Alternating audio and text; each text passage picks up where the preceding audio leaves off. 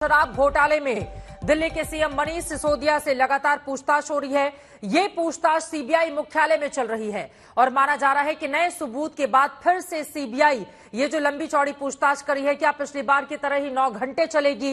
घंटों की पूछताछ के बाद क्या आज गिरफ्तारी की जा सकती है मनीष सिसोदिया की, जिसका जिक्र बार बार आम आदमी पार्टी के तमाम नेताओं की ओर से किया जा रहा है। अंदर सवाल जवाब हो रहा है और बाहर आम आदमी पार्टी के नेताओं और कार्यकर्ताओं का प्रदर्शन जारी है। आम आदमी पार्टी को इस बात का डर है कि आज सीबीआई सिसोदिया को गिरफ्तार कर लेगी। मनीष सिसोदिया ने खुद बताया कि झूठे मामले में वो जेल जाने से नहीं डरेंगे। लंबा चौड़ा भाषण दिया। फिलहाल सीबीआई दफ्तर में सिसोदिया से पूछताछ लगातार जारी है। दिल्ली शराब घोटाला मामले में पूछताछ की जा रही है। आपको बताते चले, केजरीवाल सरकार ने नवंबर 2021 में लागू की थी नई शराब नीति, जिसमें जुलाई 2022 में एलजी ने शराब नीति में भ्रष्टाचार के मामले को लेकर कई सवाल खड़े किए थे। उसके बाद सीबीआई ईडी की एंट्री होती है और फिर ये मामला यहां तक पहुंचता है। लेकिन पूरे आर पार की लड़ाई में इस वक्त आम आदमी पार्टी दिखाई दे रही है बीजेपी पर सीधा हमलावर। मुनीश पांडे हमारे संवाददाता और अरविंद ओझा लगातार जुड़े हुए हैं। पंकज जैन भी आपको टीवी स्क्रीन पर दिखाई दे रहे हैं। अब सबसे पहले मुनीश, आपका है रुख करते हुए, तकरीबन 1 घंटे से पूछताछ जारी है मनीष सिसोदिया से। किस तरह के सवालों का सामना अब तक उन्हें करना पड़ा है? जी देखिए, सीबीआई ने एक लंबी सवालों की फहरिस्त बनाई हुई है, जिसका आमना सामना आज मनीष सिसोदिया को करना पड़ेगा। 3 मुख्य बिंदु होंगे इस पूरे सवाल जवाब के। सबसे पहला रहने वाला है कि आखिरकार मनीष सिसोदिया और विजय नायर की घनिष्ठता इतनी ज्यादा क्यों थी। विजय नायर को सीबीआई की चार्जशीट बोले या फिर ईडी की चार्जशीट बोले, इन दोनों ही चार्जशीट में मेन कॉन्स्पिरेटर यानी कि मुख्य साजिशकर्ता के तौर पर विजय नायर को दिखाया गया है। और विजय नायर वो शख्स हैं जो कि सीबीआई और ईडी के मुताबिक मनीष सिसोदिया और दिल्ली के मुख्यमंत्री अरविंद केजरीवाल से काफी करीब थे। विजय नायर वो शख्स थे जिनके जरिए 100 करोड़ रुपए, जो साउथ के माफिया थे, जो शराब माफिया थी, उनके जरिए 100 करोड़ रुपए आए थे, जो कि आम आदमी पार्टी के नेताओं और जो इलेक्शन हुए थे, चाहे गोवा इलेक्शन की बात कर लीजिए, चाहे जो दूसरे इलेक्शन हुए थे असेंबली, उसमें उन पैसों का इस्तेमाल हुआ था। दूसरा जो सबसे मुख्य सवाल होने वाला है वो यह है कि सबूतों को नष्ट करने को लेकर, क्योंकि ईडी ने अपनी चार्जशीट में कहा हुआ था कि लगभग दर्जन भर से ज्यादा ऐसे फोन थे जिनका इस्तेमाल आबकारी नीति के तहत किया गया था, लेकिन बाद में सबूतों को नष्ट करने के लिए उन फोन्स को भी नष्ट कर दिया गया था और सबूतों को नष्ट करने के लिए बार बार फोन भी बदले जा रहे थे। इस तरह के आरोप लगाए गए थे। तीसरा और सबसे बड़ा आरोप यह लगने वाला है, जो आरोप लगा हुआ है जो मनीष सिसोदिया पर, जिसका उन्हें जवाब देना पड़ेगा कि जब वो दिल्ली के आबकारी मंत्री थे उस वक्त जो ड्राफ्ट कॉपी एक्साइज पॉलिसी की बनाई गई थी, उस एक्साइज पॉलिसी की ड्राफ्ट कॉपी को अधिकारियों तक बाद में पहुंचाया गया, लेकिन पहले ही व्यापारियों तक पहुंचा दिया गया था। और इसके सबूत सीबीआई को भी मिले हुए हैं, ईडी को भी मिले हुए हैं। सीबीआई का यह कहना है कि इस पूरी जांच के दौरान में कई ऐसे बयान उन्होंने दर्ज किए हुए हैं, जो आरोपी हैं उन्होंने अपने बयान दिए हुए हैं, और कई ऐसे गवाह हैं जिन्होंने वो सबूत सीबीआई को सौंपे हुए हैं, जिसके आधार पर आज मनीष सिसोदिया की पूछताछ होगी। बहुत मुमकिन है कि जो सबूत है उनसे आमना सामना कराया जाएगा मनीष सिसोदिया का, और इस दौरान अगर वो संतुष्ट पूर्ण जवाब नहीं दे पाते हैं तो बहुत मुमकिन है कि उनकी गिरफ्तारी भी हो सकती है। इसी गिरफ्तारी का बार बार जिक्र आम आदमी पार्टी के तमाम नेताओं की ओर से किया जा रहा है, चाहे वो खुद मुख्यमंत्री केजरीवाल हो, डिप्टी सीएम मनीष सिसोदिया जिनसे पूछताछ की जा रही है, या फिर बाकी कार्यकर्ता और नेता हो। सीधे पंकज जैन का रुख करते हुए, पंकज, आपके पीछे भी कुछ कार्यकर्ता हमें नजर आ रहे हैं, लेकिन बार बार, क्योंकि इसके पहले भी हम सबने देखा था मनीष सिसोदिया से जब पूछताछ चल रही थी, उस समय कहा गया कि उनकी गिरफ्तारी हो जाएगी, ये वो दुनिया भर की बातें कही गई आम आदमी पार्टी की ओर से। आज फिर उन्हीं बातों को रिपीट किया जा रहा है। इससे क्या संदेश दिए जाने की कोशिश की जा रही है? क्योंकि मामला तो यहां पर शराब नीति घोटाले से जुड़ा हुआ है, लेकिन आम आदमी पार्टी उसको सीधे शिफ्ट करती है शिक्षा नीति पर।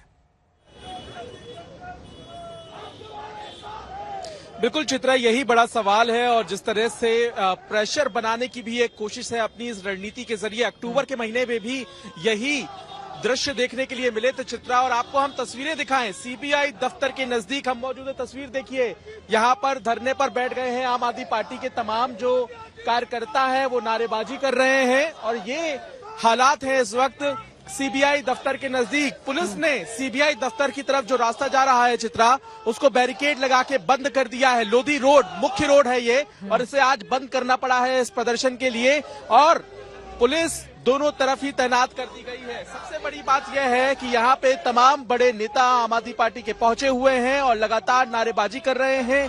विधायक भी यहाँ पे हमें कुछ नजर आ रहे हैं। मदन लाल यहाँ पे मौजूद हैं। ये बताइए कि जांच में सहयोग करने की एक तरफ आप बात कर रहे हैं, दूसरी तरफ आप लोग यहाँ पे सड़कों पे उतर आए हैं, तो इसका मकसद क्या है, संदेश क्या है? देखिए, सबसे बड़ी बात तो ये है कि मनीष जी इस समय सीबीआई के दफ्तर में हैं, जांच में सहयोग कर रहे हैं। हम सब लोग केवल उनका कुशल क्षेम पूछना चाहते हैं, हम केवल उनके बारे में जानना चाहते हैं। तब ऐसा क्या है कि पुलिस को सारी पूरी दिल्ली को छावनी में बदल दिया है।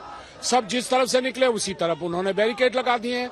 यहाँ भी अगर आप देखें तो कितना बड़ा बैरिकेड लगा रखा है। क्यों पहुंचे हैं आप लोग आज? हाँ, इसलिए पूछे हैं कि हम ये जानना चाहते हैं कि मनीष जी ठीक ठाक हैं, मनीष जी का सब कुछ ठीक है, और उनके बारे में कुशल क्षेम पूछना चाहते हैं। इसमें कोई बुराई नहीं है, हर आदमी को ये जानने का अधिकार है, तो इसमें कोई भी प्रेशर टैक्टिक्स नहीं है। आपको हम और भी तस्वीरें दिखाते हैं। यहाँ पे ये देखिए, यहाँ पे आपको दिल्ली की जो मेयर है, जो हाल ही में चुनी गई है, वो भी नजर आ जाएंगी। चित्रा तस्वीरों में नजर आ रही है।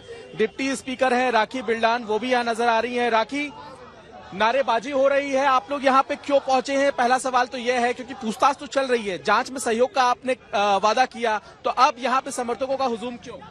देखिए, देश ये लोकतंत्र है और संविधान के मुताबिक चलने वाला डॉक्टर भीमराव अंबेडकर के हम लोग अनुयायी हैं और संविधान को मानने वाले हैं और भगत सिंह को मानने वाले हम लोग हैं। देश में शिक्षा क्रांति के अंदर महत्वपूर्ण काम करने वाले व्यक्ति को अगर इस प्रकार से बार बार बुलाया जाएगा तो अपने नेता का सहयोग करने के लिए और तानाशाहों को ये बताने के लिए कि तुम्हारी ईडी, तुम्हारी सीबीआई, तुम्हारी पुलिस से हम लोग डरने वाले नहीं है। जब जब तुम बुलाओगे तब हाजिर भी होंगे, जांच में सहयोग भी करेंगे और तुम्हारी तानाशाही के खिलाफ सड़कों पर आवाज भी बुलंद करेंगे। यहाँ पे चित्रा आपने सुना, मेयर भी हैं दिल्ली की, वो भी पहुंची हुई है। ये बताइए कि कब तक यहाँ मौजूद रहेंगे आप लोग? जी देखिए, अभी मनीष जी अंदर गए हैं, उनसे इंक्वायरी जारी है और वो पूरा सहयोग दे रहे हैं सीबीआई ऑफिशियल्स को, और हम तब तक यहाँ खड़े रहेंगे जब तक मनीष जी बाहर नहीं आ जाते, चाहे रात हो जाए। जी, सूत्रों के हिसाब से तो आज उनको पूरी अरेस्ट करने की पूरी दी गई है परमिशन। आप लोगों को ये चिंता क्यों है? ये कहाँ से बात सामने आई कि उनकी गिरफ्तारी होगी? ये क्या डर है आप लोगों की, चिंता है, या आपको लगता है कि परेशानी है? जी देखिए, डर क्यों होगा हमें? सारी सीबीआई, ईडी, इनकम टैक्स, सारी एजेंसीज लगा दी, घर पर रेड कर दी, ऑफिस पर रेड कर दी, गांव तक पहुंच गए, पर एक भी सबूत या ऐसा कुछ भी नहीं मिला, कुछ भी उनके खिलाफ गलत साबित नहीं हुआ। ये जो बौखलाहट है भारतीय जनता पार्टी की है, क्यों है ये बौखलाहट? क्योंकि आम आदमी पार्टी और अरविंद केजरीवाल जी की बढ़ती लोकप्रियता न सिर्फ दिल्ली में बल्कि पूरे देश में है, जिससे भारतीय जनता पार्टी डरी हुई है। Bharatiya Janata party history sheeter रही है कि किस प्रकार से वो झूठे मुकदमे दर्ज कर जो देश को आगे ले जाने वाले जो लोग हैं, जो भ्रष्टाचार के खिलाफ आवाज बुलंद करने वाले लोग हैं, उनको डराती धमकाती है। तो ये निश्चित तौर पर राखी को सुन पा रही है चित्रा, और इस बयान की तरफ मैं आपको ध्यान दिला दूं कि जब अक्टूबर के महीने में भी मनीष सिसोदिया के साथ पूछताछ हुई थी, तो मनीष सिसोदिया पूछताछ से लौटने के बाद इस बात का आरोप लगा रहे थे कि सीबीआई ने उन्हें ऑफर दिया है कि बीजेपी ज्वाइन कर लीजिए, सारे केस खत्म कर देंगे। तो आपको याद होगा ये बयान भी, और इसी बयान की तरफ भी यहाँ पे आम आदमी पार्टी के तमाम समर्थक और नेता यहाँ पे इशारा कर रहे हैं, और यहाँ पे धीरे धीरे जो समर्थकों की भीड़ है चित्रा, वो बढ़ते जा रही है। सीबीआई दफ्तर के पास यहाँ पे पुलिस बैरिकेड और साथ ही साथ यहाँ पे तमाम जो कार्यकर्ता हैं, यहाँ पे समर्थक हैं, वो अब सड़क पर बैठकर ही नारेबाजी करते हुए नजर आ रहे हैं। तो एक बात तो स्पष्ट है कि जब तक मनीष सिसोदिया के साथ पूछताछ चल रही है, आम आदमी पार्टी नेताओं का ये कहना है कि वो यहाँ पर मौजूद रहेंगे और लगातार अपना समर्थन मनीष सिसोदिया के लिए जारी रखेंगे। चित्रा, ये अपने आप में काफी ज्यादा अहम हो जाता है, जिसकी जानकारी पंकज जैन हमारे संवाददाता देते हुए। आप देखिए,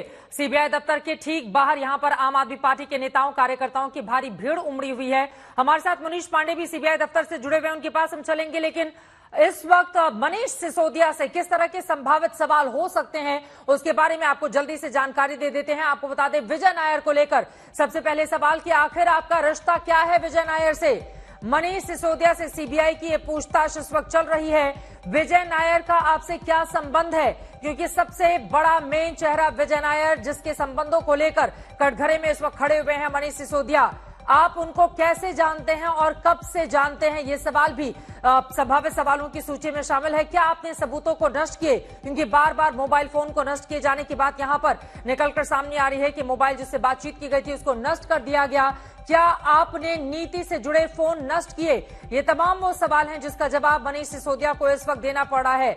मुनीश पांडे हमारे संवाददाता लगातार जुड़े हुए हैं। मुनीश, जो संभावित सवाल हैं उन सवालों की फहरिस्त से कुछ सवाल हमने अपने दर्शकों को दिखा दिए, लेकिन इसके पहले 2022 में जब अक्टूबर में 9 घंटे की लंबी पूछताछ चली थी तब भी हमने इस पर बड़ी कवरेज दिखाई थी देश को।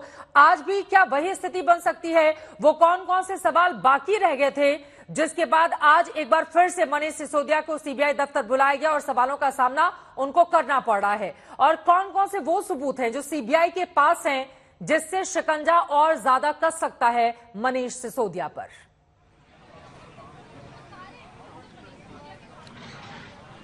चित्रा, अक्टूबर की पूछताछ और आज की पूछताछ में बहुत ज्यादा फर्क है। अक्टूबर की जो पूछताछ हुई थी वो सीबीआई की उस एफआईआर के तर्ज पर हुई थी जिसमें मनीष सिसोदिया को आरोपी नंबर 1 बताया गया था।